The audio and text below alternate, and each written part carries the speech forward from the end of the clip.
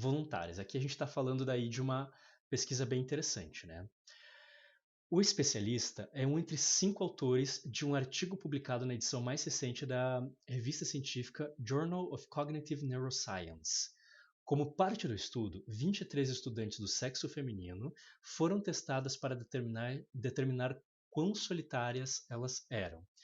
É, de- é interessante porque quando a gente está falando de estudos neurológicos, a gente vai preferir, se a gente está tentando fazer uma representação boa de toda a população, o ideal é a gente pegar de pessoas de todos os sexos, vamos dizer assim, né?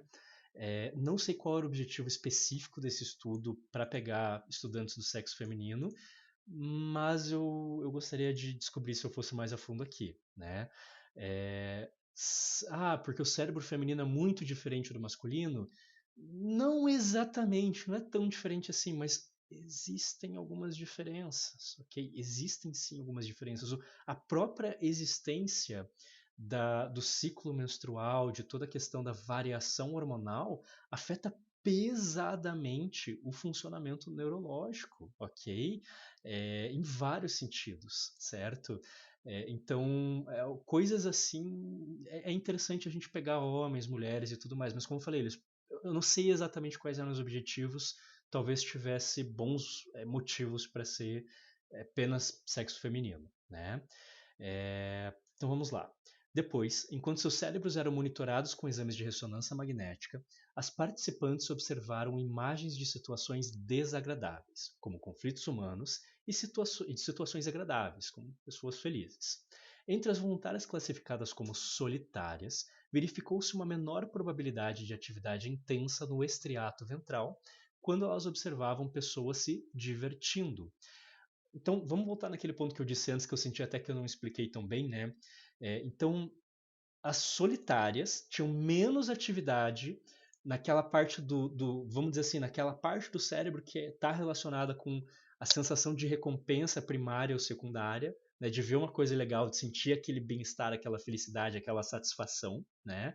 Super resumindo, tá, pessoal? Quando observavam pessoas se divertindo. Isso tem tanto a ver com a questão da empatia, mas também pode ter a ver com a questão de. Sabe quando você não tá. Você tá no meio de uma galera e você se sente solitário, mas daí pela primeira vez você tá no meio de uma galera e mesmo assim você continua sentindo aquela solidão? Parece que não tá sendo tão satisfatório, parece que você não tá na mesma vibe, na mesma sintonia que as outras pessoas. Neurologicamente a gente tá falando disso aqui, ok? Você fica mais insensível às coisas boas que acontecem. E quando você fica menos sensível, não sei, e pode ser pessoal aqui, talvez seja um mecanismo do cérebro de tentar se proteger, né? Se você fica menos sensível teoricamente à falta também.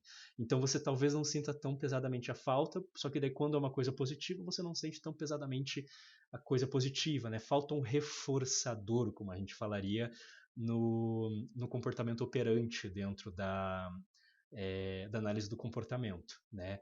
Então, não tendo isso, você vai ter um problema, porque a pessoa ela fica um pouquinho mais imune bem entre aspas, um pouco menos com o peito aberto, sangrando ali, vamos dizer, quando ela está sozinha, quando não tem reforçadores, mas quando tem reforçadores externos ocorrendo, ela também é menos sensível a eles.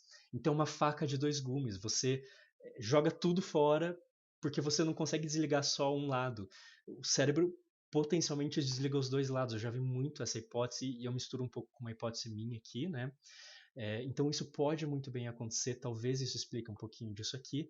E isso é muito complicado, porque daí quando a pessoa tem os primeiros bons momentos que pode ajudar ela a sair, ela não consegue porque aquilo não está afetando ela tanto, não deixa ela tão feliz, tão saindo da sensação de solidão. Isso é muito central no processo depressivo, inclusive, né? Isso a gente sabe muito bem da neurologia da depressão, que neurologia, no modo de dizer, né? Da fisiologia neurológica, da neurofisiologia da depressão, que isso ocorre. Há certos outras partes ali do sistema límbico também sofrem uma modificação que dá muito a gente a entender isso, ok? E aí, olha só, eu acabei dando um pouco de spoiler aqui, na verdade, até tinha esquecido que tinha essa próxima parte. Embora a solidão possa influenciar a atividade cerebral, a pesquisa também sugere uma relação inversa. E eu amei essa frase, eu amo quando eles falam da maneira correta. A pesquisa sugere. Geralmente, quando a gente está falando dessas pesquisas, uma única pesquisa não comprova com toda e absoluta certeza quase nada.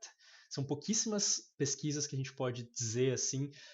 São mais geralmente no núcleo das ciências duras ali, que é mais fácil a gente falar isso, mas principalmente fora disso, até na questão biológica e etc., pesquisas sugerem, ok? Elas não concluem pesadamente nada. Muitas vezes são várias pesquisas que precisam confirmar a sugestão da primeira pesquisa, dos dados mostrados pela primeira pesquisa, e o conjunto de várias pesquisas sobre aquilo, a gente pode dizer, não, acho que a gente já está podendo dizer que é uma certeza. É assim que se faz ciência, não é uma única pesquisa, porque uma única pesquisa pode ser muito mal feita em vários sentidos, tá?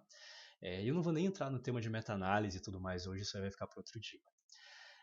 Então, a pesquisa também sugere uma relação inversa, ou seja, que a atividade no estriato ventral pode levar a sentimentos de solidão, segundo o pesquisador Jan Dessery, outro autor do estudo. Cara, isso aqui é muito importante, ou seja, se você já está, né? Então, primeiro o que geralmente vai acontecer com as pessoas? Elas estão num momento da vida, por exemplo, o adolescente que está sendo isolado, está sofrendo bullying e etc., né? Ela está passando por um isolamento imposto sobre ela, ou uma pessoa que se mudou para outro país, está há muito tempo porque ela não está conseguindo fazer amizades lá, a cultura é muito diferente, ela tem dificuldade com a língua e tudo mais, ela está num isolamento social. Muita coisa pode acontecer que causa esse isolamento. Pandemia. A pandemia foi um exemplo do isolamento social que não foi a gente que escolheu necessariamente. Né? Se a gente queria muitas vezes sobreviver, a gente tinha que se isolar. Né? Então, isso muda o funcionamento cerebral. Só que esse funcionamento cerebral, mais tarde, aí a gente volta a falar com pessoas, tem as primeiras oportunidades, saiu da pandemia, aprendeu a língua, mudou de colégio, não está mais sofrendo bullying, e aí a gente volta a falar com pessoas e ter relações e a gente continua se sentindo solitário por bastante tempo. Então é uma coisa que muitas vezes demora para estabilizar. Lembra que eu falei lá no comecinho que muitas coisas, inclusive experiências, modificam o funcionamento do cérebro, só que a maior parte delas é temporária, ok? Só que esse temporário pode levar muito tempo e a gente não vai conseguir. Eu não estou por dentro de nenhum estudo, até seria muito interessante, mas teria que ser um estudo longitudinal de vários anos, que é mais difícil de fazer com toda certeza, para tentar ver quanto tempo leva para esse tipo de coisa voltar a um funcionamento normal. Né? Se é que volta, né? Eu imagino que volte, eu vou ser bem sincero. A minha evidência anedótica de prática clínica, né? Ou seja, as coisas que eu presencio me levam a crer que deve voltar. Mas é para ter certeza que a gente precisa de várias pesquisas, ok? Eu não estou sendo dono da razão, eu não sou o pesquisador que está fazendo isso aqui.